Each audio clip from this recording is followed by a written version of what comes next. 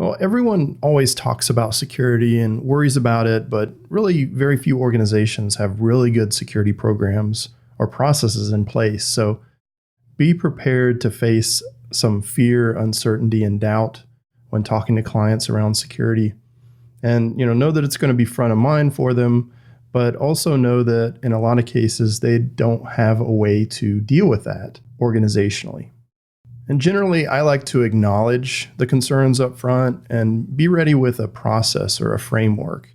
And the cloud adoption framework is a really useful tool to start because it has a specific area around security. And I found that if you make it clear that security is a prominent component, then the trust level increases with that client. And I like to use assessments and checklists to help baseline current security practices and compare and contrast what those might look like in future practices when assets are deployed on the cloud.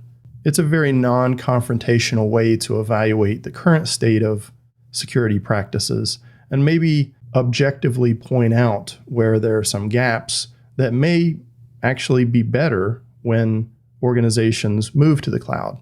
And in fact, a lot of times organizations find that migrating to the cloud creates even more security in their processes and their assets because there's greater transparency and visibility. That's not always a feature in legacy installations.